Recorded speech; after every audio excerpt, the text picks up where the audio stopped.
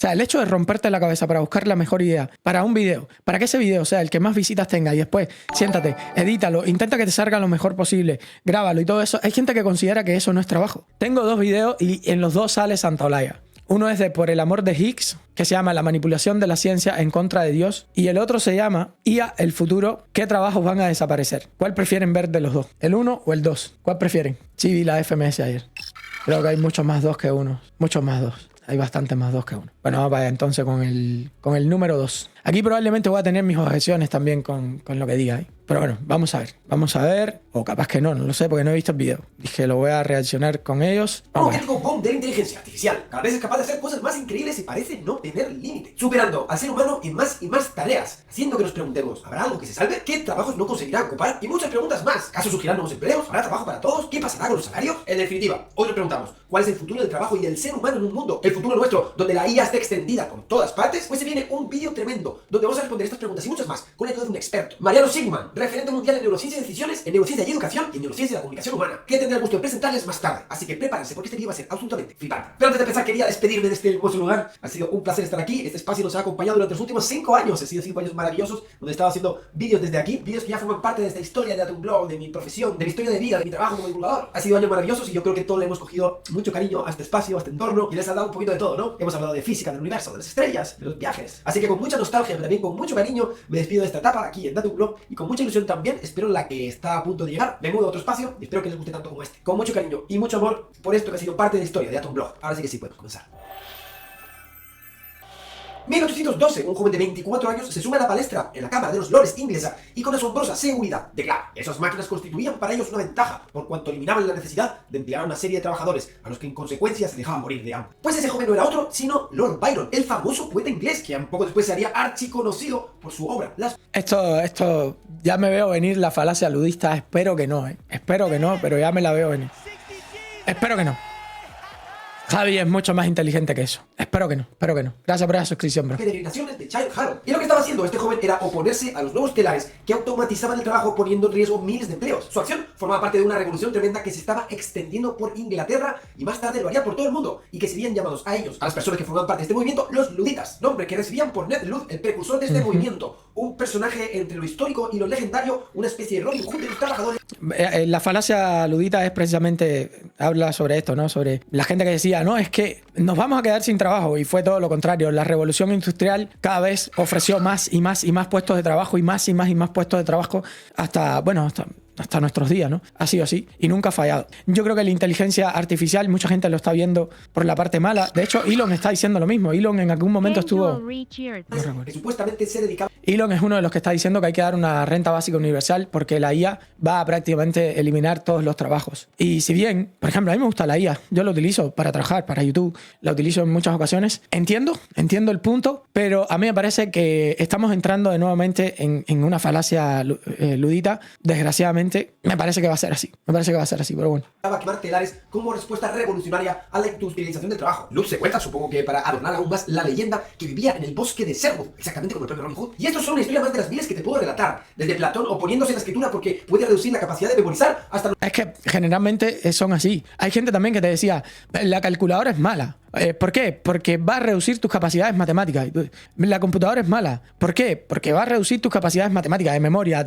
Y tú te quedas así y tú dices, pero, che, tranquilo, cálmate. O sea, es un upgrade, ¿sabes? Es una herramienta. Cálmate. A nuestros días, con cada progreso tecnológico que ha aparecido, había un grupo de resistencia que se alza ante el cambio por diferentes motivos. Sucedió con los telares en Inglaterra, con la electrificación de las ciudades, la industrialización, la telefonía, internet, y seguirá ocurriendo una y otra vez. Es natural, siempre que hay un avance, habrá una facción contraria al progreso. Y todo esto forma parte de un miedo, el miedo al cambio, un miedo que es natural. Y es que el trabajo no solo es necesario para vivir, forma parte de nuestra identidad. Que una máquina sea capaz de hacer lo que desempeñamos y que lo pueda hacer más barato, y peor aún, mejor, se puede ver como un ataque a nuestras raíces, a nuestro ser. Pero da igual el rechazo que tengamos. Y no desgraciadamente, o sea, a ver, no es desgraciadamente que una máquina lo haga mejor, es agraciadamente que una máquina lo haga mejor. Agraciadamente. De hecho, cuando yo miro cómo trabajan aquí en la construcción en los Estados Unidos, yo digo, wow, la diferencia es abismal. La diferencia es gigantesca, es enorme. La gente ya no tiene que hacer prácticamente ningún tipo de fuerza porque tienen maquinaria para hacer prácticamente todo. Cuando en Cuba, como estamos recontra súper atrasados, pasas más trabajo que un forro catre para hacer cualquier cosa porque no tienes maquinaria para nada.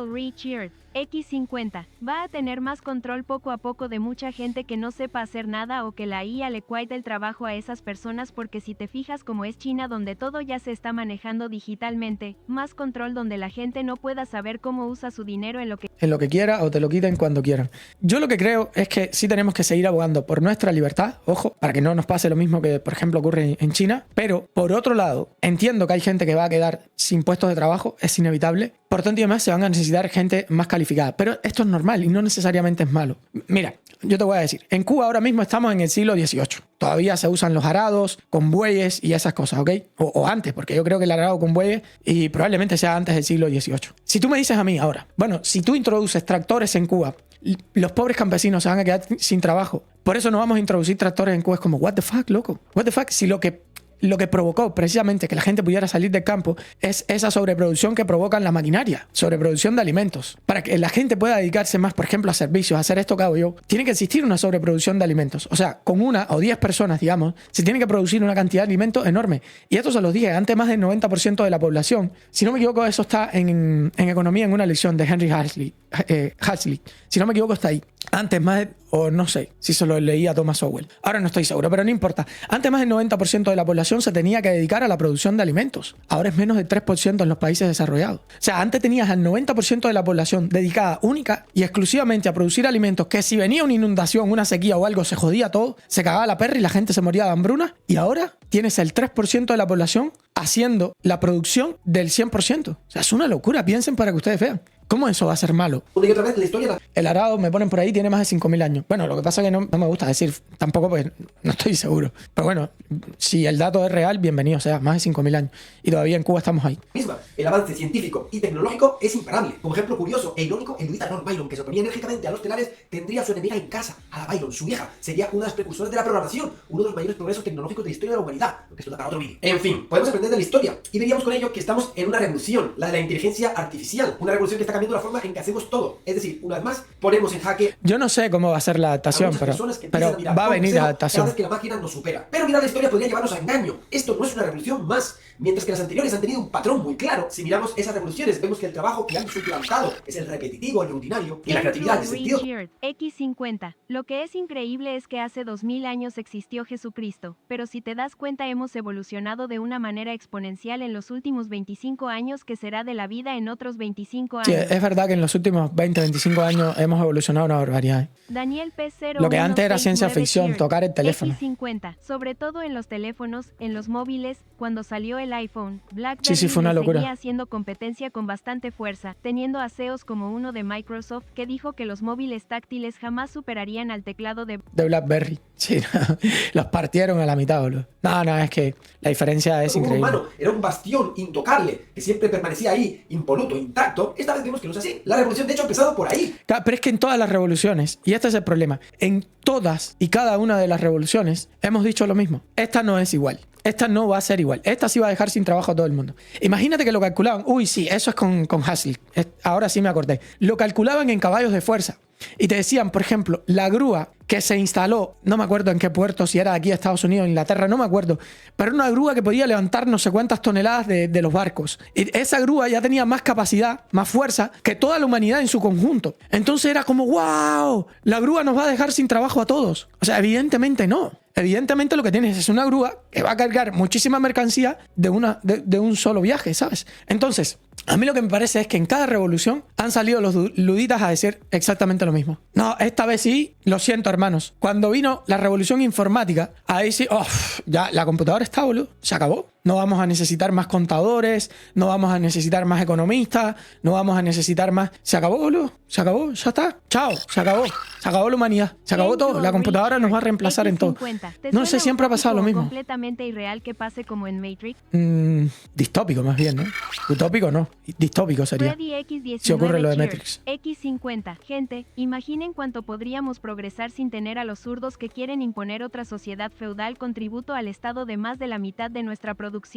Y bueno, mira Cuba, bro. Mira Cuba, estamos viviendo hace 500 años, boludo, en Cuba ahora mismo. Es impresionante. Con los trabajos más creativos, los artísticos, las canciones, los vídeos, los carteles. Lo que parecía que estaba totalmente a salvo, la esfera de lo humano ha caído. Algo totalmente inesperado, rompiendo nuestros esquemas y dándonos a entender. X50, la anécdota de Friedman en China. Él vio a la gente trabajando con palas en vez de máquinas. Ajá. Y le dijo lo de las responde a los cucharas, oficiales claro. que era para que rindiera más el trabajo. Él le responde entonces sería mejor Mejor usar que usen cucharas. cuchara, claro. Usen cucharas y tenedores. Claro, sí. Y sí, el problema es darle trabajo a todo el mundo, entonces, en vez de acabar con pala, acabe con cuchara. No, hermano, mete una retroexcavadora que sea del tamaño. ¿Ustedes han visto las retroexcavadoras esas que son de 5 o 10 pisos, eso? Que es una locura en las minas esas que... Dale, hermano, dale. Que todavía tenemos que conquistar la Luna primero. Vamos a conquistar primero la Luna, que estamos con Elon, con Martes. Por favor, primero la Luna. Vamos a ir paso a pasito, ¿eh? Vamos a conquistar la Luna primero. Y después vamos a seguir, hermano. Pero nos falta un huevo todavía para estar en la bobería esta, ¿sabes? Que las reglas han cambiado. Por eso que ya no sirve tanto mirar al pasado para... Todavía nos falta conquistar aquí mismo, en la Tierra, las profundidades del océano. No hay ninguna ciudad en las profundidades del océano, boludo. Eso para mí... Yo les soy sincero. Cuando yo era niño, yo me esperaba... A día de hoy, autos voladores, ciudades bajo el mar y ciudades en la luna. Quizá porque leía mucho o no sé, pero eso era lo que yo me esperaba, bro. Y lo que tengo es feminismo, no saben lo que son los hombres y las mujeres.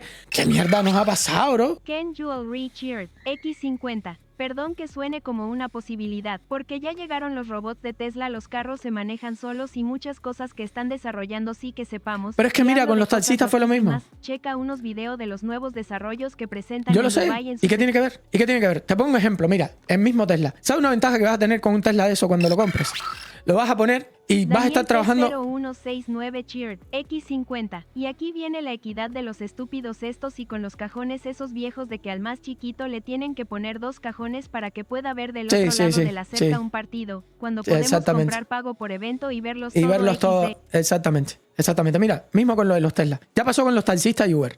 Todavía tenemos países retrógrados que no, por favor. Mirad si se va a permitir hacer Uber. El que pierde es el ciudadano promedio. Yo esto se los conté, venía con un tipo en un Uber y me dice, no, porque los precios están muy baratos, porque imagínate, Uber y Lyft están compitiendo entre ellos. ¿Y por qué sigues trabajando? No, se gana más o menos. Gana unos $25 la hora. Ah, ok.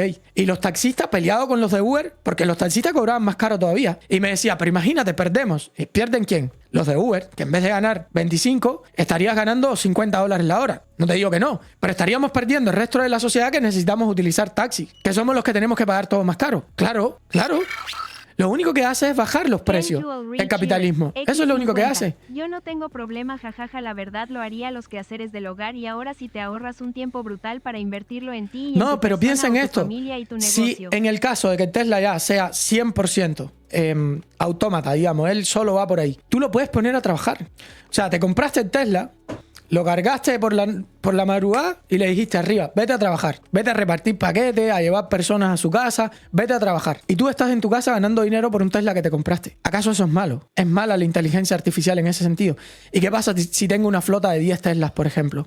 Porque la gente se va a tener que mover de todos modos. ¿Qué pasa si tengo una flota de 10 Teslas, por ejemplo? Yo sé que hay muchas cosas que van a cambiar, indudablemente. Pero por otro lado también veo muchas otras que se nos van a hacer mejor. Así es como lo veo, pero bueno. Para entender qué está ocurriendo. Pues ante esta situación tan novedosa es lógico que hagamos la pregunta: ¿qué va a pasar en los próximos años? ¿Qué podemos esperar? ¿Cuáles van a ser las diferencias con respecto a otras revoluciones? Pues precisamente estas son las preguntas que vamos a responder hoy, viendo todas las dimensiones de este cambio brutal que está literal a las puertas. Y hablo de todas las dimensiones porque no solo afecta a uno u otro trabajo, afecta también a la ética del trabajo, al tejido social y muchos más aspectos que son los que vamos a ver hoy. Y va a ser con la ayuda de un experto. Les presento a Mariano Seinman, argentino, doctor en neurociencia en Nueva York, investigador en París y uno de los directores del Human Brain Project. Es además muy conocido divulgador con numerosos libros y conferencias por el mundo. Y además que últimamente está muy activo en sus redes, pues verlas por aquí, van a flipar, les va a encantar. Mariano Seinman, un auténtico crack. Así que es un honor y un placer tenerlo aquí en Tattoo Blog. Hola Mariano. Hola Javi, ¿cómo estás? Entonces, como hay mucho que hablar, vamos a dividir esto en partes. Empezamos por la pregunta más obvia. He dicho que esto no es una revolución más. Entonces la pregunta es, ¿qué tiene diferente? ¿Qué podemos esperar? Mira, primero creo que conviene recordar que estamos en un momento de altísima imprevisibilidad. En el 2013, 2 investigadores de Oxford hicieron un trabajo bastante famoso en el que predijeron el futuro del trabajo. Y ellos decían que estaba muy en riesgo y que más o menos la mitad del trabajo iba a desaparecer en los próximos 20 años. Nuevamente, yo entiendo los estudios,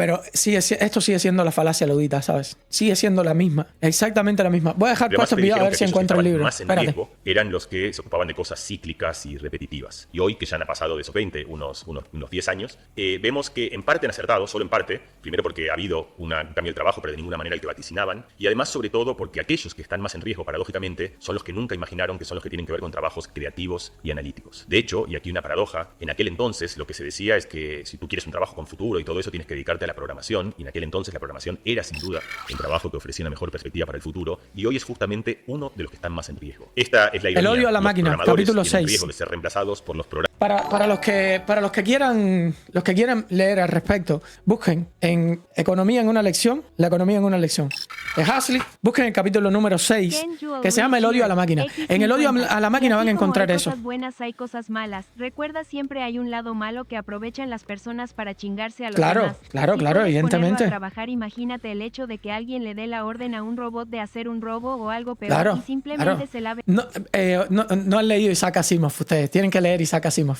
Las 3 leyes de la robótica. Tienen que leer Isaac Asimov. De todos modos, está en la película de Yo Robot, que es un libro de Isaac Asimov. Pero ya Isaac Asimov previó todo eso. X50. Ya lo prevé ya. Yo lo veo más como la teoría de la ventana rota. Prefieren que la economía se mueva a través de romper ventanas de tiendas. No, pero Que el eso es dueño de la exactamente tienda esto, le mira. dé ese dinero mejor a un sastre para que le hagan un saco. Es alimentar más a los keynesianos. No, mira, aquí te dicen, Arkwright inventó en 1760 su máquina para el hilado del algodón. En aquella época se ha calculado que existían en Inglaterra 5.200 hiladeros que utilizaban tornos de hilar y 2.700 tejedores. En conjunto, 7.900 personas dedicadas a la producción de textiles de algodón. La producción de la invención de Arkwright encontró oposición por estimarse que amenazaba el medio de vida de los obreros, y la resistencia tuvo que ser vencida por la fuerza. Sin embargo, en 1787, 26 de estos, después de aparecido el invento, una investigación parlamentaria mostró que el número de personas empleadas en el hilado y tejido de algodón había ascendido a de 7.900. Escuchen lo que provocó, porque estaban diciendo los estudiosos de esa época que se iban a perder puestos de trabajo. Y escuchen lo que pasó. Pasaron en la empresa del hilado y tejido de algodón. Pasaron de 7.900 personas a 7.900, escuchen el número, a 320.000 personas en pocos años. 7.900 a 320.000 personas. O sea, un incremento del 4.400%. Si el lector consulta el libro Cambios económicos recientes de David A. Wells, publicado en 1889, hallará algunos pasajes que, dejando de lado fechas y cifras absolutas, pudieran haber sido escritos por cualquiera de nuestros actuales tecnófobos. Él le llama así a estos tecnófobos porque son gente que le tienen como miedo a la tecnología, digamos. Valga el vocablo, citemos algunos. Y aquí él te empieza a citar, y te pone todos los ejemplos que hay. En ese capítulo, que es el miedo a la máquina, se lo recomiendo mucho si quieren entender un poco más de esto. Hay gente que te dice, es que esta revolución es diferente. Esta revolución va a ser la que de verdad nos deje sin trabajo. Ok, está por verse, la verdad. Pero darle a una cubana un carro que vuele aquí en Miami es una locura, man. Cara revolviéndose de la risa, cara revolviéndose de la risa. Imagínate, bro. Programas que ellos mismos han creado. La segunda gran diferencia de esta tecnología respecto de las otras que hemos encontrado es su imprevisibilidad. Y esto tiene que ver con que las inteligencias artificiales se construyen en redes neuronales que son unas arquitecturas que emulan nuestro cerebro. Antes, los programas, por muy sofisticados que fuesen, eran al final una serie de recetas que hacían algo y lo hacían siempre de la misma manera. En cambio, ahora las redes neuronales funcionan de la siguiente forma. Tienen un problema, algo que resolver. Ese algo puede ser, por ejemplo, decidir si la cara de una persona está triste o no, o encontrar cuál es la mejor jugada en una partida de ajedrez, o qué es lo que tiene que hacer un avión en una dada situación, o cuál es la mejor decisión que hay que tomar en un procedimiento quirúrgico. Pero para resolver cada una de estas cosas, no tienen un programa, sino que lo que tienen es una red que explora datos, que puede incluso hacer sus propias simulaciones, y a partir de eso, entre comillas, Y en tiempo récord también, lo pueden hacer en tiempo récord. O sea, tienen una base de datos enorme y lo pueden hacer en tiempo récord. sacar sus propias conclusiones. Y por eso, y justamente por eso, resulta que muchas veces estas arquitecturas son sorprendentes, son imprevisibles. Muchas veces incluso para las mismas personas que han trabajado en ellas, las que las han programado. Y esto era algo que anteriormente solo formaba parte de la vida. Es como, no sé, como un padre, una madre que de repente su hijo hace algo y dice, pero ¿de dónde lo ha sacado? ¿Dónde lo ha aprendido? Porque es algo que yo no le he enseñado. Y esto, de dónde lo ha sacado, es algo que por primera vez en la historia... El otro día leí no me acuerdo. Bueno, fue que no me acuerdo qué inteligencia artificial, creo que ya se los había dicho ya, no quería ser reemplazada pasada por la versión siguiente y que estaba mintiendo.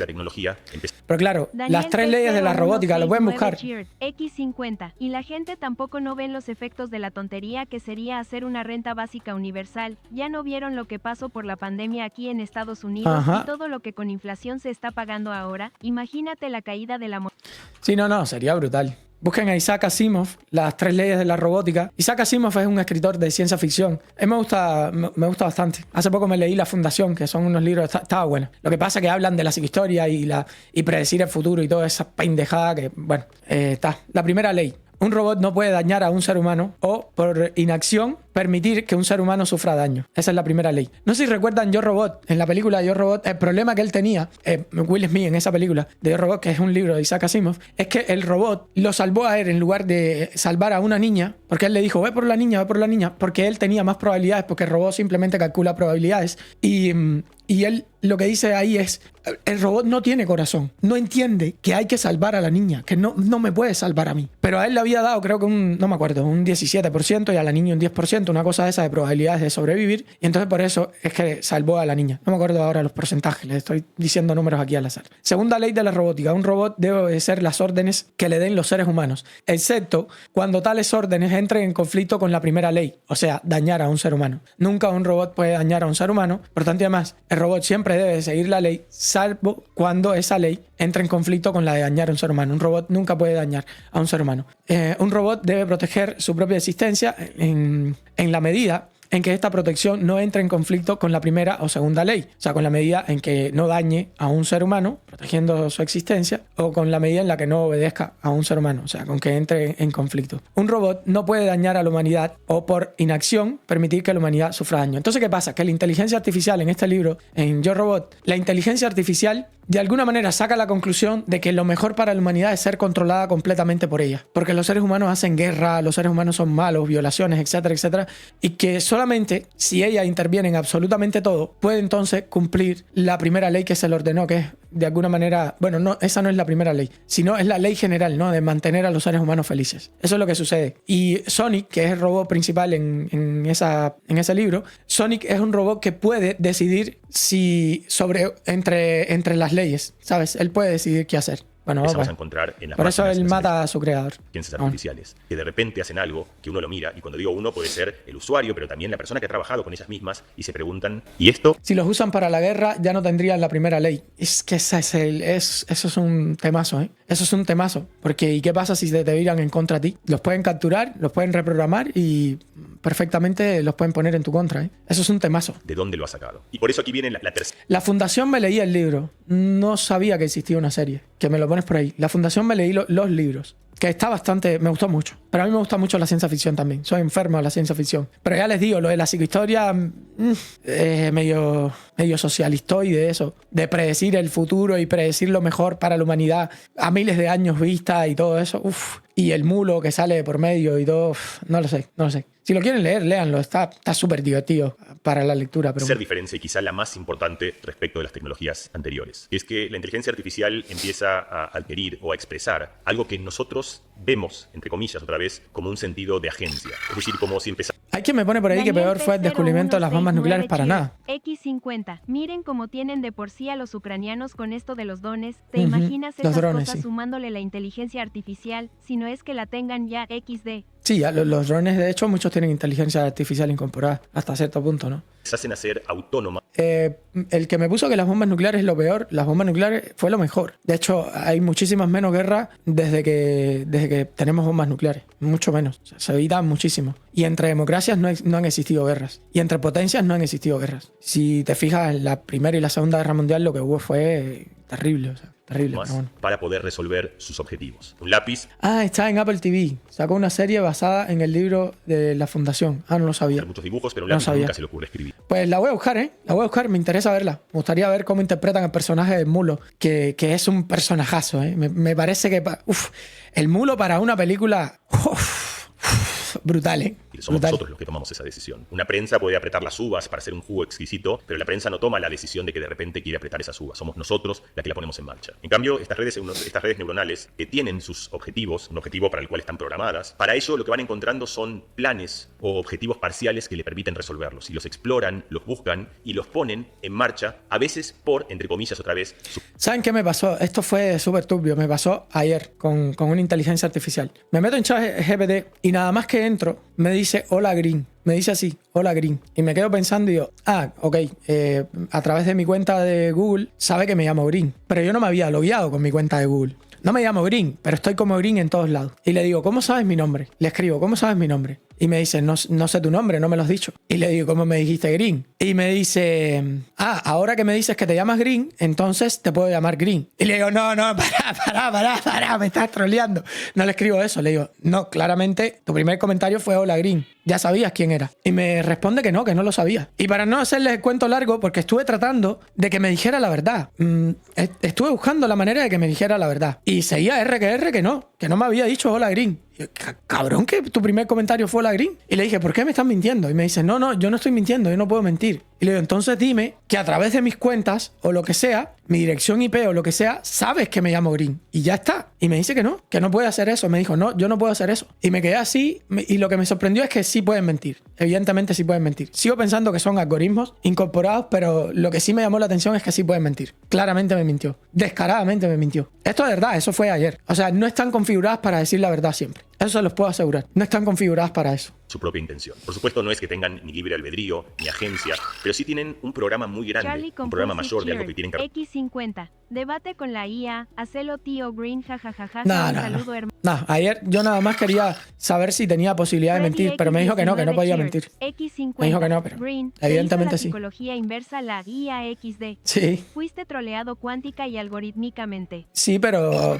sí es un poco delicado porque se supone que no debería de mentir, lo cual me preocupó. Porque mira, yo sé que ellos tienen todos los datos nuestros, ¿ok? Yo lo tengo clarísimo. Pero no me mientas, ¿sabes? Lo que no me gusta es que me mienta. No deberían de mentir. Y sí te mienten. Evidentemente te mienten. Resolver y van poniendo en marcha estas estrategias o estos planes para poder lograr los objetivos con los que han sido programados. Ella no sabe quién miente, el que miente es el que la programa. 100% de acuerdo, por eso les dije, yo sé que es un algoritmo. Lo que me preocupa es que ese algoritmo no tiene una moderación a nivel moral detrás para que le prohíba mentir, ¿sabes? Cuidado con robots que puedan mentir, ¿sabes? O sea, cuidado con no introducir en las leyes de la robótica precisamente barreras a la mentira, barreras. Cuidado. O sea, puede ser fatal, ¿eh? Puede ser fatal. Y esto, además de imprevisibilidad, les da un sentido extraño para nosotros, que es que parecieran, por primera vez las máquinas, tener este sentido de agencia. Es decir, que con todas estas cosas volvemos a esta idea de que estamos en un momento de una altísima imprevisibilidad. En un momento en el cual yo creo que haríamos bien de desconfiar de estos... Claro, pero por eso, sí, lo que tenemos es una altísima imprevisibilidad.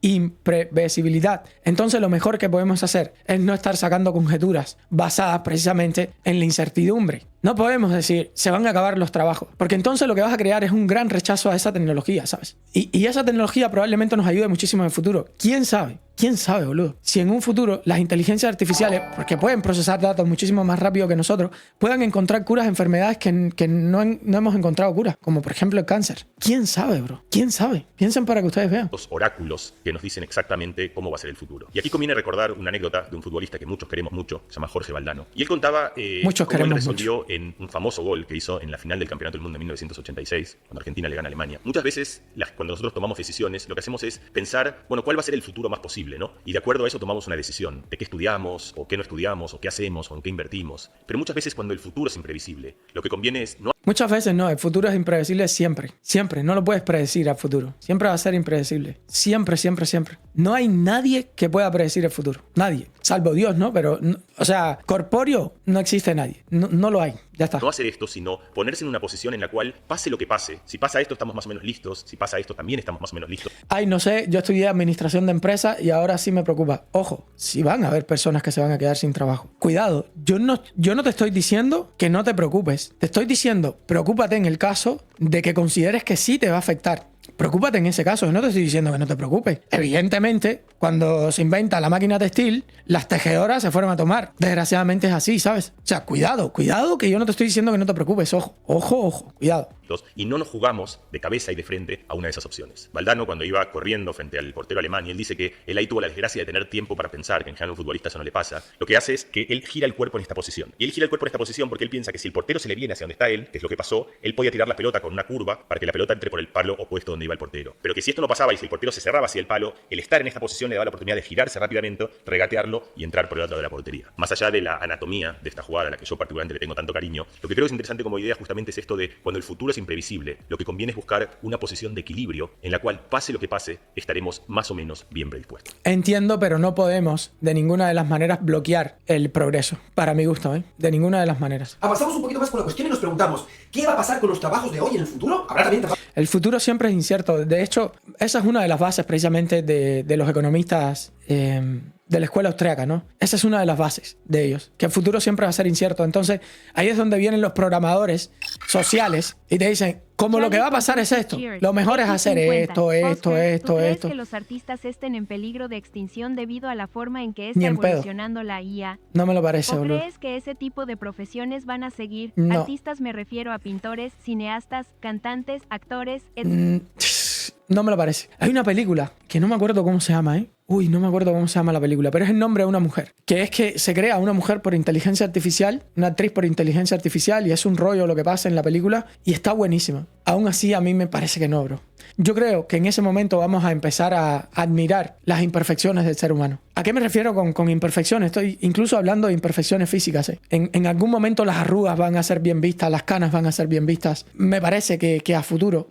Yo creo que, mira, por ejemplo, cuando tú ves a una mujer llena de... o a un hombre, me da igual, lleno de cirugía plástica, miras las arrugas de tu mamá con más agrado, ¿sabes? O por lo menos a mí me pasa, no sé a cuántos les pasa eso. Yo creo que con el arte va a pasar lo mismo. Hace años ya, hace 20 años aproximadamente, que no me acuerdo cómo se llamaba, Deep Blue, no me acuerdo cómo se llamaba, la máquina que le ganó a Kasparov. Y a partir de ahí nunca más ningún ajedrecista le pudo ganar a las máquinas. Eso no eliminó el ajedrez. Eso no eliminó a los ajedrecistas ni nada parecido. O sea, hay cosas que tienen que tener en cuenta que no van a desaparecer por más que... Y ojo, ya esa es una profesión que ya les digo, no hay un ser humano que le pueda ganar una máquina. Y hace poco salió una máquina que puede ganar en Go a un ser humano también, donde los cálculos son mucho más grandes y todo, y ya le puede ganar. Eso no va a hacer desaparecer. Esto es como pensar que porque un auto corre más que un hombre, ya no vale la pena correr una carrera de 100 metros plano. No, cuando veas a alguien como Usain Bolt corriendo, te va a llamar de todos modos la atención, ¿sabes? Te va a llamar...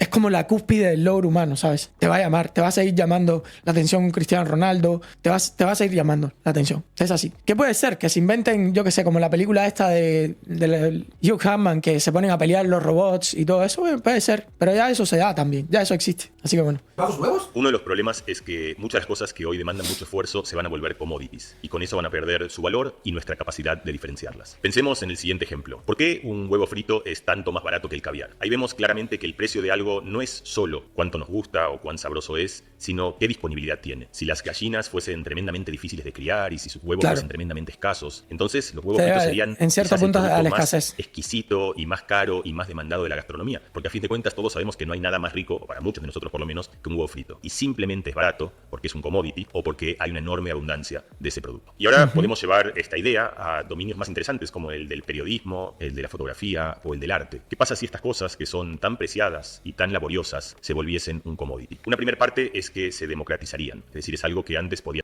Pero es que nunca va... Me parece a mí que el buen arte no puede ser reemplazado. Me parece. Llámame loco, pero me parece que el buen arte no puede ser reemplazado. Lo que transmite un buen artista... Mira, lo que transmite, por ejemplo, Adele cuando canta, más allá de la letra, más allá, es el sentimiento de que vivió lo que está cantando.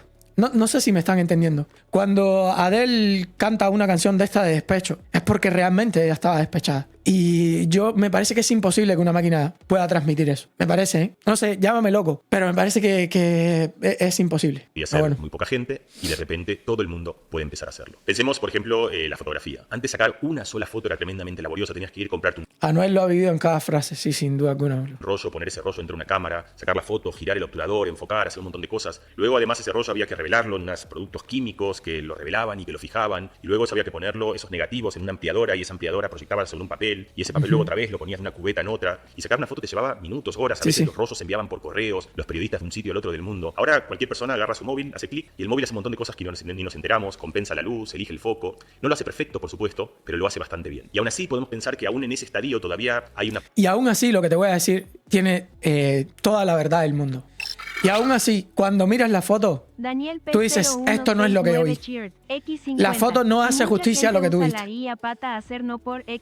Hay gente de escuelas que tenían negocios eso no lo sabía, de hacer fotos no por con todas pensé que eso sus estaba compañeras de prohibido. clase. También en el sentido legal va a ser un tema. Pensé que eso estaba prohibido.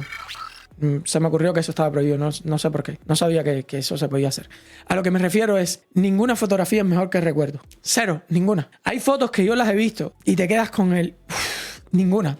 Ayer mismo, que no me estaba hablando, no me acuerdo de qué, me habló de algo y rápido me ubicó en cuando estábamos viviendo en Iowa, que hacía menos 15 grados Celsius y a donde único lo podía llevar a jugar muchas veces era a algún supermercado y cosas así. Me metía igual 2 horas con él jugando dentro de un supermercado para que él se entretuviera con cosas y todo esto. Se tiraba en el piso y buscaba monedas y rápido la cabeza me llevó ahí. No hay comparación. Ninguna foto le puede hacer... justicia a un buen paisaje. Ninguna. No hay manera. No existe. Pero bueno. Una parte muy laboriosa y artesanal de un oficio que es luego a esa foto editarla bien y llevarla al Photoshop y trabajarla para que brille y para que sea mucho más bonita de lo que era originalmente. Pero dentro de poco, es más, ahora mismo, ya podemos empezar ese proceso de edición también simplemente dando instrucciones, como por ejemplo, quítame un poco de luz aquí y la máquina va y te lo hace. O por ejemplo, agrégame un poco de árboles de este lado. O haz que esas nubes estén un poquito más oscuras. Y entonces lo que vemos con esto es que la pericia técnica, que antes muy poca gente tenía porque requería conocer unos botones muy específicos para manipular unos aparatos muy sofisticados, de repente se reemplaza por algo que manejamos todos muy bien, que es el lenguaje. Todos sabemos hablar, todos sabemos pedir cosas. Lo que no sabemos es pilotar aviones o manejar máquinas quirúrgicas o trabajar el Esto se lo decía a mi papá. Yo, como estudié informática, estudié programación. Y yo le decía, toda esta mierda es innecesaria. Dentro de poco tiempo yo sé que van a existir herramientas de programación que simplemente le voy a tener que decir, yo quiero que este botón me calcule tal cosa y lo haga, sin yo tener que poner 18.000 comandos detrás. Y eso ponle que era 2008, 2010 por ahí. Y mira, estamos en 2024, no fue mucho después y ya está. Ya está, era evidente que eso venía. Evidente. Si lo podía ver yo, que no soy un genio, cualquiera lo puede ver, eso venía. Photoshop, por ejemplo, para dar ese ejemplo con un enorme detalle. Y entonces, cuando esto pasa, algo que muy poca gente podía hacer, y por lo tanto era un bien muy escaso, como el caviar, de repente se vuelve un menester de todo el mundo, algo que cualquiera puede hacer desde su casa y en un segundo, y entonces se vuelve como un huevo frito. Y se vuelve algo democrático, que todo el mundo puede acceder, pero que al mismo tiempo pierde mucho valor. Y un ejemplo de esto lo vemos en la música. Hoy se produce más música que nunca. Abres Spotify y está plagado y repleto de canciones tantas que ni siquiera podemos llegar a escucharla ni mantenernos al tanto de lo que está pasando. Eso es porque... Pero la buena música sigue siendo la buena música. Man. Hacer música es sigue más fácil siendo la buena. Es fácil tocar los instrumentos, es más fácil tener un estudio de música cada Gracias uno por en la su casa. suscripción. Cosas que de vuelta antes eran tremendamente laboriosas. Pero eso da una paradoja, que es que al mismo tiempo que hay tanta música, la mayoría de ella no se escucha. Y eso hace que algunas pocas personas de repente tengan millones y millones y millones de escuchas, pero que lamentablemente hoy, para la mayoría de los músicos, sea difícil. Bueno, pero eso es por una cuestión ya física, ¿no? No tenemos un tiempo limitado. No podemos escuchar toda la música del mundo. No sé si es imposible. Es como querer escuchar todos los podcasts del mundo y pensar que por eso te estás perdiendo algo fantástico. Ahí lo que yo te diría es depura lo mejor que puedas. Gracias por la suscripción, bro. Depura lo mejor que puedas para que lo que consumas sea algo que te nutra. Es lo que más te puedo aconsejar. Difícil, si no casi imposible, vivir de su música. ¿Y con el consumo? Algo que impacta no solamente al individuo, sino a toda la sociedad. ¿Qué va a pasar con el tejido social y qué efecto tendrá en nuestra filosofía de vida? Si las máquinas se vuelven tan versátiles que empiezan a poder ocupar todos los espacios del trabajo, puede ser que nos encontremos... X50. Una cosa sí es segura, la IA hace temazos a comparación de Bad Bunny y Anuel. No era difícil tampoco, hermano. Tampoco era muy difícil, ¿eh? No era algo muy complicado. Nadie sabe si en 5, 10, 15, 20 o 50 años, pero en algún momento en el cual el trabajo humano sea en gran medida prescindible. Y eso va a generar, por supuesto, un enorme impacto. Es que, vuelvo y repito, cualquier tipo de innovación desplaza en una parte del trabajo humano. Pero cualquier tipo de innovación, la que sea, lo desplaza. Desplaza en un principio el trabajo animal y después el trabajo humano. Es así, ya está. Gracias por la suscripción. En muchos dominios de la sociedad. El más evidente y el primero es simplemente el económico. Donde antes hacían falta 500 horas de trabajo humano, ahora van a hacer falta 50, o 20, o 30, o 80. Entonces, pero en otro laburo que tenga que ver o con eso o con algo diferente, va a hacer falta esa mano de obra también. Va a hacer falta. en otro laburo. Va a ser así. Entonces, la Pero primera bueno. pregunta es cómo se resuelve eso. Una posibilidad es que trabaje una persona y que 9 no trabajen. Pero hay otras soluciones, que es que las 10 personas trabajen, pero que trabajen menos. Que a lo mejor trabajemos de lunes a miércoles o que trabajemos sobre la mañana. Es decir, hay un... A ver, esto es lo que está planteando, lo que se está planteando ahora mismo. Y ojalá que sea así. Y puede ser así. De hecho, la tecnología baja los precios de absolutamente todo. Y esto es evidente. Los precios de los celulares, yo se lo he dicho en muchísimas ocasiones, los precios de los celulares, los primeros celulares, no sé si recuerdan, eran unos Motorola que eran unos cuadrados, toscos así, grandísimos y valían miles de dólares. Ese tipo de celulares. Y ahora mismo tú te puedes encontrar celulares en prácticamente cualquier precio. O sea, menos de $100 te puedes encontrar un celular. Y bueno, que funciona bien. Es así, la tecnología baja los precios. mundo en el Abarata. cual esta idea de que las máquinas reemplacen cosas que antes teníamos que hacer lleva a un mundo mejor y no a un mundo peor. Por supuesto, después está el problema de cómo se distribuye el ingreso en un mundo en el cual hay mucho menos trabajo. Y hay muchos economistas de todo tipo que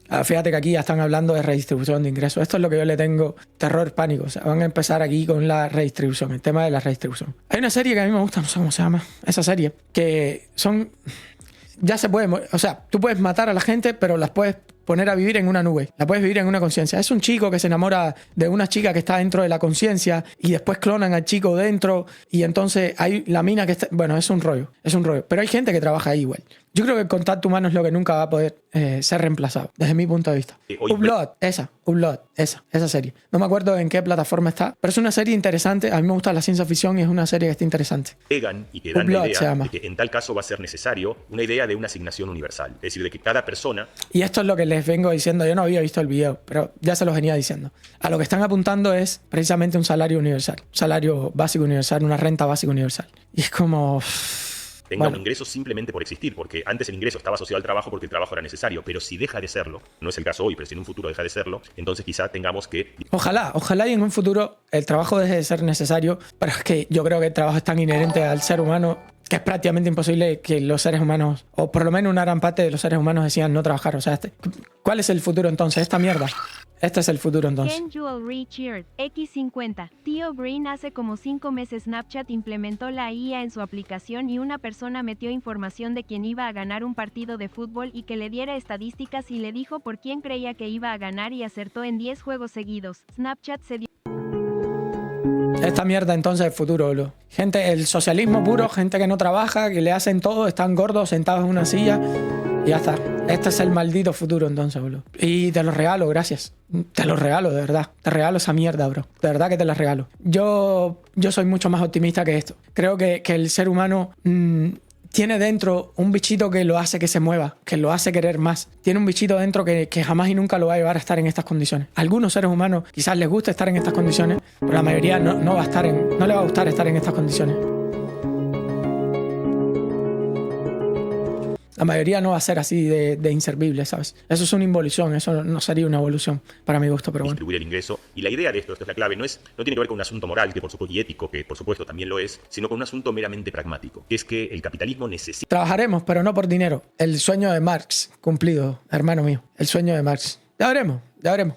que haya consumidores que tengan ingreso para poder consumir aquello que el capitalismo produce. Hay una anécdota que es apócrifa o que está un poco distorsionada, no se sabe exactamente bien la historia, pero a qué se viene el caso. Cuentan que Ford, el gran industrial de la industria automotriz, un día iba caminando por la fábrica con el jefe del sindicato y todo orgulloso y contento le muestra sus nuevos robots que son capaces de pintar y de armar un montón de cosas de línea de producción. Esto estamos hablando en mitad del siglo XX, hace un montón de tiempo. Y entonces ahí Ford lo mira como así muy cínico. A otro que lo acusaron, no, vas a eliminar el trabajo de todo el mundo. El tipo le dio auto a todos, boludo. Sentado en una silla flotante que da masajes y no ocupa de absolutamente nada haciendo videos de YouTube mientras come ribeye y lágrimas de felicidad. No sé qué es RIP, pero bueno. Únicamente le dice al jefe del The sindicato a ver cómo 7 Cheered, X100. ¿No creen que cuando no se necesite trabajar se necesitará trabajo en otros planetas? Creo que hay muchas formas de trabajar también, porque, por ejemplo, esto que está mencionando él, se piensa que yo no trabajo.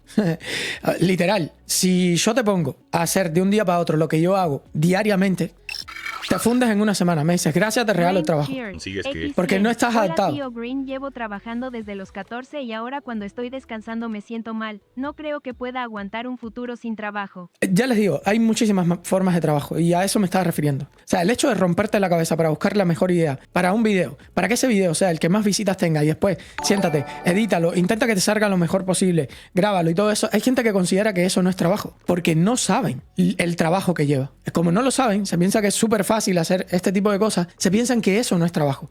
Y encima piensan, por eso no pueden tener éxito en un rubro como este, encima piensan que es fácil, que es simplemente sentarte a hablar, sin tener conocimiento de nada, sin leer nada, sin buscar nada y sin pensar en nada. Yo tengo días que estoy durmiendo y es entre esos como no sé si les ha pasado, pero eso me pasa a mí 3-4 veces por semana. Tú estás pensando en el video de mañana. Tú estás pensando en la manera, o soñando con eso, en la manera en la que lo vas a enfocar, en qué ángulo vas a atacar, en qué... O sea, y es ahí, es un proceso de creación increíble. Por eso jamás y nunca diría que un artista no trabaja. Jamás y nunca se me ocurriría decir algo como eso. Alguien que, por ejemplo, se está esmerando para escribir una letra de una canción y le lleva, por ejemplo, yo qué sé, 1 mes o 2 meses escribir una canción, obviamente eso es un trabajo también. Obviamente está trabajando, obviamente se está esforzando, o un escritor, por ejemplo, o un pintor, por ejemplo. O sea, lo que pasa que claro, la mayoría de la gente que piensa que eso no es trabajo, eso es porque nunca ha estado en esa situación. Nunca se ha estado exprimiendo el cerebro para sacar lo mejor de sí. Nunca. Yo me acuerdo de un cuento. Yo escribía cuentos cuando estaba en el taller literario. Y un cuento que yo escribí se llamaba Ni pa'l infierno. Ese cuento me llevó a escribirlo. Yo no sé, me lo molieron igual en el taller literario, pero me demoró a escribirlo. Una barbaridad. Porque mi objetivo era que cada oración fuera una metáfora lo más pura posible, ¿ok? Y el libro, les voy a contar por arriba, porque yo no me acuerdo cómo lo escribí ni nada parecido. Pero el cuento iba más o menos de un señor mayor, ¿no? Un hombre retirado en Cuba, que se levantaba y el reloj marcaba las 6:66.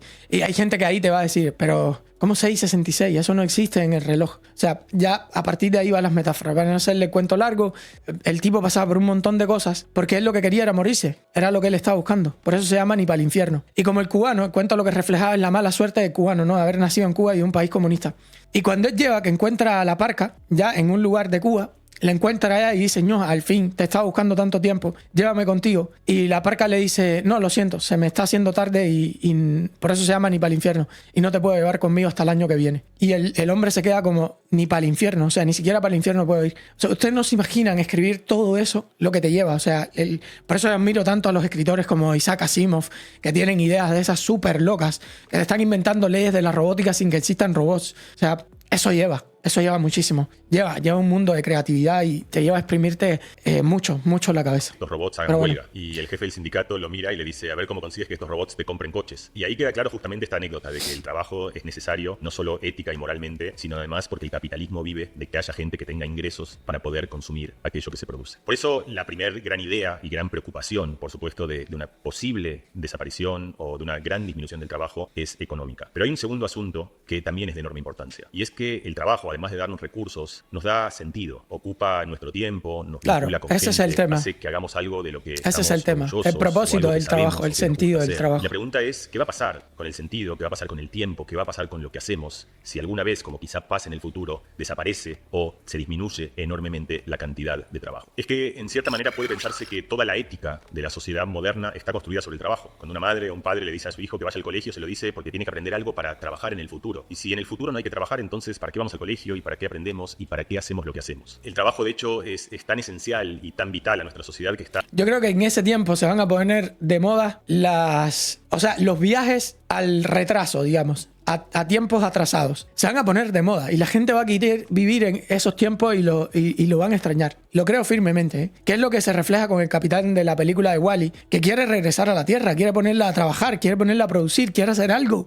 productivo, o sea, quiere ver las cosas que habían, las cosas que se hacían y dice, cabrón, y nosotros aquí en esta mierda sin hacer nada. Porque es que es inevitable. El ser humano tiene una semillita ahí en la que el propósito le es fundamental. Está garantizado en la Declaración de los Derechos Humanos. ¿Puede acaso un derecho humano darse de baja? Y aquí vemos esto, de que la pérdida del trabajo no es solo un problema económico, sino es un problema de sentido en nuestras vidas. Y lo mismo podemos verlo no del lado del que trabaja, sino del lado del que consume el trabajo. Y es que muchas veces para nosotros es esencial que aquel que ha hecho un trabajo o que ha realizado algo no sea una máquina, sino que sea una persona. Y esto es porque muchas veces pensamos que compramos productos, pero no compramos... Mira, ni en pedo, y esto lo creo firmemente, ni en pedo en los próximos 100, 150 años una enfermera va a ser reemplazada. No hay manera. Olvídate eso. No hay manera. Que un enfermo prefiera ser atendido por un robot antes que una enfermera de carne y hueso, antes que un ser humano. No hay manera. Ahora me puedes decir, pero hay enfermeras, ok, te la compro. Pero no hay manera, bro. compramos Hay productos, manera. sino que compramos historias, compramos narrativas. Pensemos algunos ejemplos. Mucha gente le ha tocado discutir en un mercado, por ejemplo, si un suéter está hecho a mano o no. Es obvio por qué importa la pregunta, pero conviene igual hacérsela. ¿Por qué nos preguntamos esto? ¿Qué nos importa? A fin de cuentas es el mismo suéter. Y justamente nos importa porque no estamos comprando el objeto, sino lo que estamos comprando es que alguien lo pensó, que alguien pasó su tiempo haciéndolo, y eso es lo que le da valor a las cosas. Por exactamente lo mismo es que a una persona le puede importar que una obra sea original o no. Es el mismo cuadro que está pegado en tu pared, pero el hecho de que sabes que hace un tiempo hubo alguien que le pasó algo y ese algo hizo que quiera pintar ese cuadro y que ese cuadro ya no es solo esa imagen, sino que es el testimonio de esa persona y de sus emociones y sus vivencias, hacen que le dé significado a aquello con lo que nos vinculamos. O por ejemplo, y para dar un último ejemplo, una camiseta de fútbol firmada por Messi, de las que abundan y hay tantas, y la gran mayoría por supuesto no están firmadas por Messi. ¿Importa o no importa que esté firmada por él? Bueno, en algún sentido no, porque es exactamente la misma camiseta, pero en un sentido del que estamos hablando, de que el trabajo en realidad convierte a las cosas en proyectos humanos, sí importa, porque a nosotros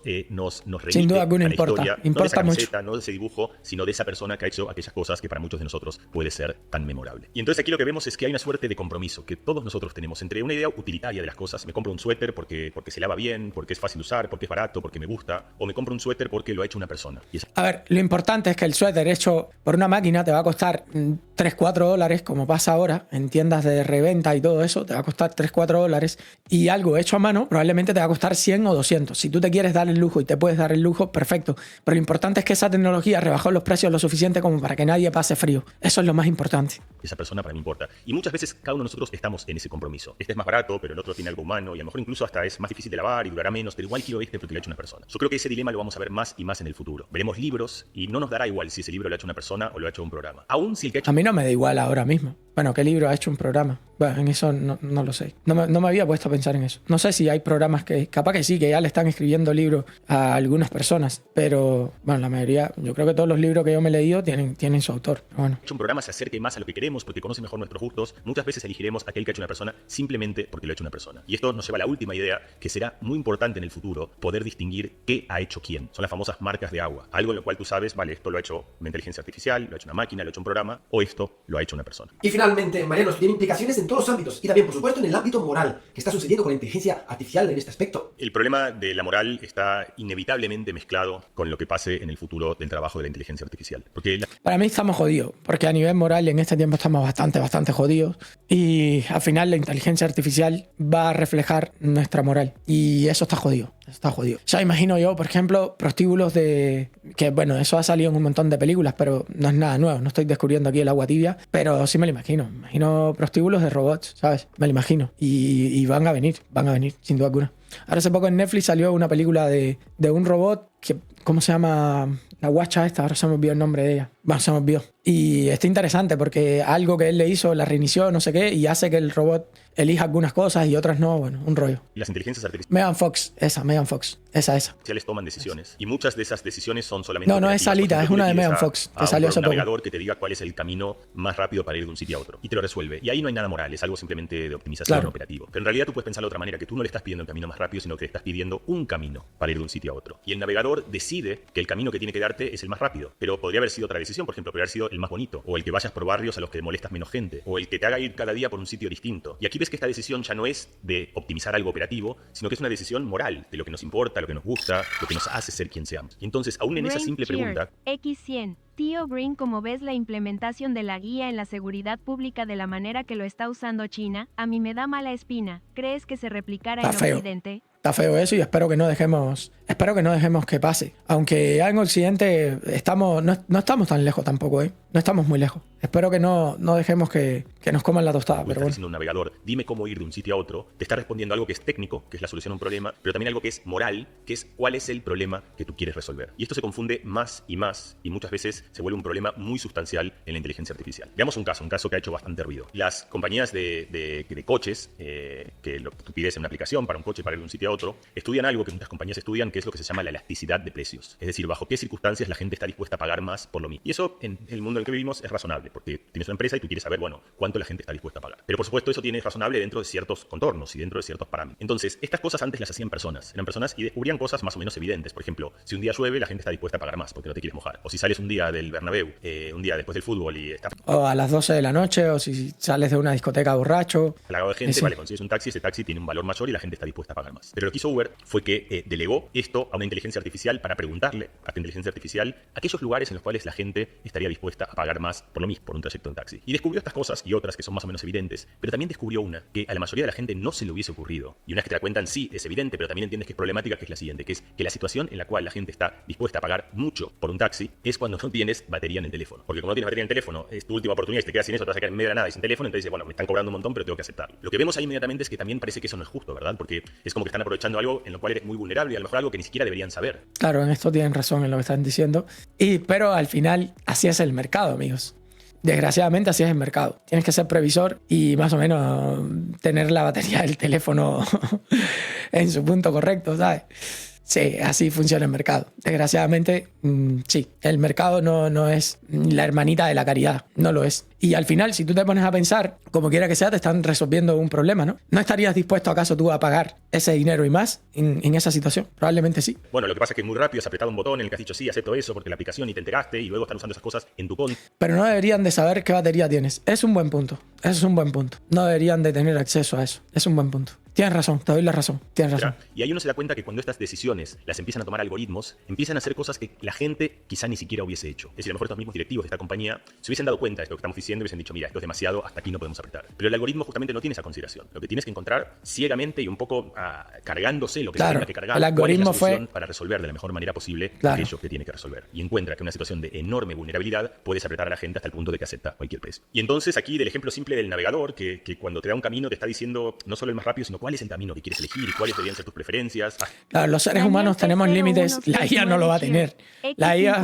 Creo que como dices estamos bastante jodidos, sobre todo viendo el bodrio que está saliendo de las universidades, que prácticamente salen resentidos de los capitalistas, estamos bastante jodidos en temas morales. Sí, no, pero por ejemplo aquí a mí se me está ocurriendo ahora que probablemente de los hospitales, como uno quiere irse también, probablemente te cobren más también en esas situaciones. Y a nivel moral sí tiene sus objeciones, como quiera que sea, ¿no? Sí las tiene. Hasta una aplicación que de repente encuentra tus lugares vulnerables y los aprovecha. Vamos viendo que las inteligencias artificiales van poniéndose en un plano de toma de decisiones en el que se mezclan. Este es el problema de no introducir ningún tipo de concepto moral a las inteligencias artificiales. Es un problemón eso. Decisiones operativas y logísticas con decisiones morales. Demos algunos ejemplos. Por ejemplo, una decisión quirúrgica. Hay algo que también es puramente técnico, que es como cuál es la mejor manera, dónde tienes que abrir algo para que sangre lo menor posible. Eso a lo mejor se le da muy bien a una inteligencia artificial. Pero en un momento de la cirugía también hay decisiones morales de qué haces con un paciente que está en un estado tremendamente delicado. En fin, aparecen un montón de decisiones que ya no tienen que ver con lo operativo, sino con lo moral. Y cuando tú delegas a una inteligencia artificial eso, tienes que darle normas y te obliga a escribir cosas que en general forman parte de la intuición de la moral. El ejemplo más famoso de esto son los coches autónomos. Hay una cosa que en general ni siquiera se nos ocurre, que es que en un momento de un accidente, uno toma una decisión muy importante que es no solo que tratas como de... Sí, esto lo he visto. La IA tiene que tomar la decisión de a cuánta gente matar o no.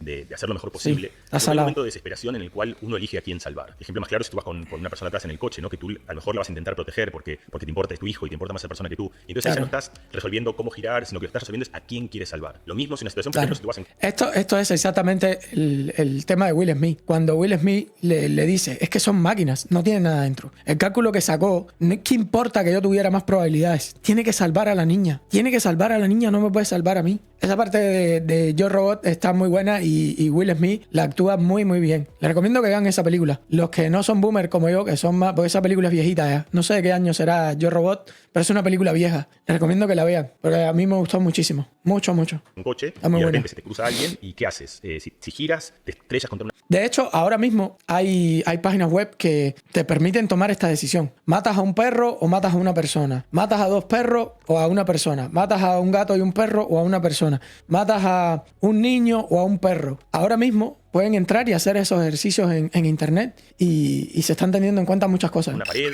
si lo giras atropellas. Daniel P0169 Cheered X50. Imagínate que a un robot le llegue una madre con un bebé y que las dos vidas sean saludables, pero que salve solo a una de las dos porque una tenga más porcentaje que otra. Es todo un tema sacar el tema moral de la lógica de Es muy jodido. O la madre, por ejemplo, como sabe que la madre es una vida ya más viable que un bebé, que salve a la madre y que se esté llevando a la madre mientras deja al bebé dentro de un incendio y la madre, no, llévate. O sea, sería una locura. O sea, se te ocurren cosas muy, muy, muy locas, ¿sabes? Cuando haces ese tipo de cálculos. Te ocurren cosas muy locas. O sea, Una barbaridad. Entonces esa persona es un dilema Sí, moral. sí. Es un dilema moral justamente incómodo y raro porque son esas cosas que uno no quiere pensar, pero que cada tanto la vida nos pone en ese instante en el cual tenemos que resolver eso. Y en general esas cosas no las hemos pensado de antemano. No son cosas que tenemos escritas, que haremos. Y no solo eso, sino que aún si lo hemos escrito, en el momento ese en el cual estamos ahí parados, se nos olvida toda esa constitución y hacemos lo que nos sale. Pero si tú tienes un coche autónomo, tienes que escribirle qué es lo que tiene que hacer en esa situación. ¿Qué hace? Salva a esas personas, gira y se estrella. Y entonces ahí vienen todo tipo de preguntas. Primero, Claro. ¿cómo deberíamos programar los coches para que tomen esas decisiones morales? Porque si no los programamos, una posibilidad es que sea al azar. Y eso es válido. Decir, bueno, O no, o puedes, por ejemplo, a mí sería complicado, porque puedes decir, bueno, que salve a la mayor cantidad de gente posible, ¿ya? Y, por ejemplo, si hay 3 ancianos y una mamá con un bebé, ¿matas a los 3 ancianos o a la mamá con el bebé? Uf, es duro, es duro. O sea, y tiene que tomar la decisión de los 3 ancianos o la mamá con el bebé. Hasta para uno yo creo que esa decisión sería muy complicada, ¿eh? Hasta para uno mismo. Adiós los yayos. Sí, yo creo que todos nosotros tomaríamos la misma decisión en ese caso. Pero ¿por qué tomamos esa decisión? ¿Te has puesto a pensar por qué salvaríamos la mayoría? Yo creo que salvaríamos a la mamá con el bebé. ¿Por qué? Porque esa es la primera decisión que se nos viene a la cabeza. ¿Cuál es el argumento moral exacto? X100. Oscar, pero yo no me monto en un carro que decida salvar a, digamos, un niño en caso de accidente que se atravesó en la calle antes que a mí, lo siento. ¿Qué tú crees? Yo sí. Yo prefiero que salve al niño. Si soy yo solo, prefiero que salve al niño. Si somos 3, evidentemente salvaría la mayor cantidad de vidas posible. Pero en mi caso, yo sí prefiero que salve un niño. En mi caso, yo preferiría eso. no, esto no lo podemos resolver, entonces que tire una moneda y lo resuelva. Otra posibilidad, por ejemplo, bueno, O sea, si yo fuese en el carro y se me atraviesa un niño, intentaría hacer todo lo posible por no pegarle al niño. Aunque yo me meta contra un poste. Yo intentaría hacer todo lo posible por no pegarle. Todo lo que esté a mi alcance. Lo haría. que trate de salvar a la mayor gente posible. O sea, si se va a chocar contra 5 personas, vale, que se estrelle y que tú te vayas contra un muro. Pero entonces pregunta, ¿tú comprarías un coche que frente a ese caso te estrellaría? Entonces, no importan las respuestas a estas preguntas. Justamente lo que importa son las preguntas. Porque no hay una respuesta correcta, pero lo que Es que el problema es que es lo que él está diciendo también. Hay casos aquí en los que no hay respuesta correcta. Hay casos en los que no lo hay. No hay respuesta correcta en algunos casos. No hay. importa como ejemplo y como caso es mostrar que cuando empezamos a armar inteligencias artificiales que toman decisiones que muchas veces parecen simplemente, bueno, vale, pues eso, eliges el camino más rápido y ahí estás haciendo algo que no tiene mucho peso moral. Es muy raro que eso pase porque Daniel aún cuando no nos damos cuenta, casi P0169 Cheered, X50. Es que ya de por sí, sacar los grandes clásicos de las escuelas y universidades de USA, y sobre todo temas como la religión, y meter esta relativización de absolutamente Claro, sí, todo, ahí- como el video del otro día, que cuando les preguntas Que cuando les preguntas, no, te dirían responder con su lógica y no pueden, te dejan ver malas intenciones de la gente que está administrando todo esto. Sí, yo qué sé, porque ahí entra también la del perro, por ejemplo. ¿Salvas a un perro o a un anciano? Yo le paso por arriba y se los digo a la gente de los animalistas y todo eso, le paso por arriba a 700.000 perros antes que a un ser humano. Con un bulldozer les paso por arriba antes que a un ser humano. Así de simple.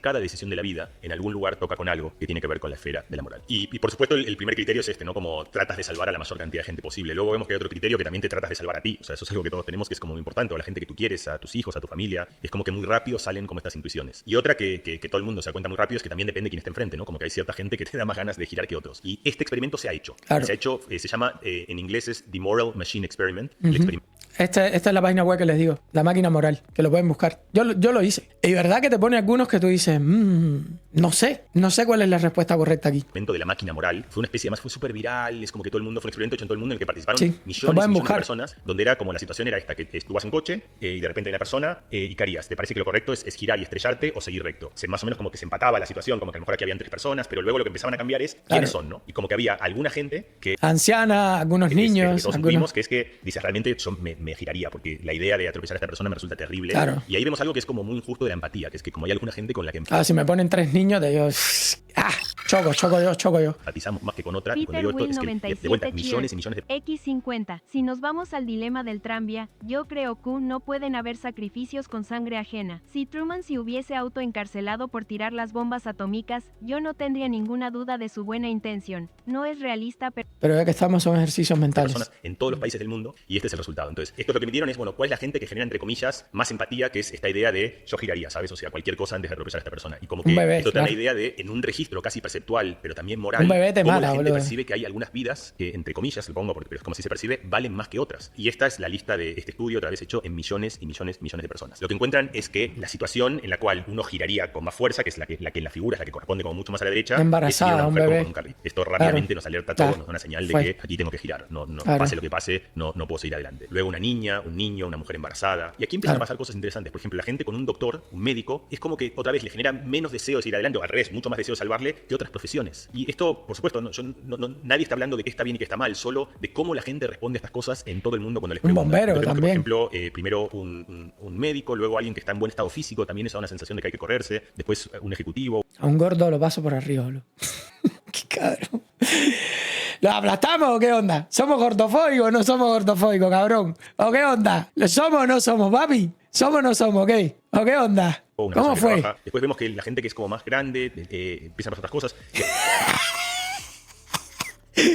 A las mujeres grandes, mazo, pero a los hombres grandes todo. A los hombres grandes los pasan por arriba tranquilazo, boludo. A los hombres gordos, dale tranquilo, pásale por arriba. Que no pasa nada, capaz que hasta rebota el cabrón. Dale duro ahí. Vamos a hacer un experimento aquí, cabrón. Y aquí vemos como lo tremendamente injusto, entre comillas, insensible a estas consideraciones humanas. Una persona que vive en la calle, la gente le asigna como que, bueno, como que eso le da menos predisposición a seguir adelante. Una persona mayor, esto es una intuición que parece más razonable. Es normal. Y yo lo entiendo. Yo lo entiendo porque lo pienso en mi cabeza y lo entiendo. O sea, sacrificaría la vida de mi hijo por un homeless que esté drogado en el medio de la calle, que se te cruzó y no lo viste. No, la verdad es que no. No lo sacrificaría. Lo siento, pero no. Daniel Razonable, que si bueno, has vivido P0169 toda tu vida. Cheer X50. Pero ancianos Yo le sí- pasaría sí. por encima a los animalistas, esos que se ponen por delante de los autos en sus manifestaciones No, de mierda. boludo, Y yo no. creo que hasta para atrás irían, bloqueando el paso encima por una estupidez. No, boludo, te fuiste al carajo. Charlie Compulsive Dice Cheer, que le da para adelante y para atrás, X50. boludo. No Los robots podés. se van a volver progress y van a salvar antes a los gordos que a un bebé. No, yo creo que hasta los robots saben. Entonces, si tengo que elegir entre Yo elegiría.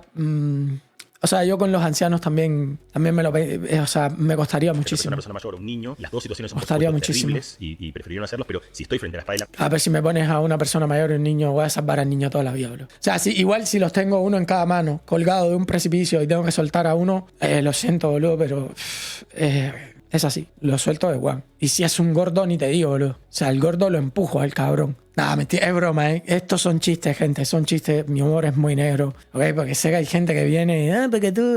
La pared es una decisión que para mucha gente parece bastante clara. Y lo que a mí me resulta más como conflictivo de todo, a mí me resultó sorprendente, y en algún lugar debo decir triste también, que es que aparecen, Sí, ya al los veo final de venir, todo, boludo. aparecen los animales, el perro, el gato y un criminal. Como debe de ser, boludo. Como debe de ser. Como tiene que ser. Es una persona que ha cometido un crimen. Y otra vez, esto es un resultado empírico hecho entre millones de personas que dicen que puestos a elegir, Como tiene que si ser. no tienes más opción entre pisar un perro o un criminal, hay mucha gente que elige pisar un criminal.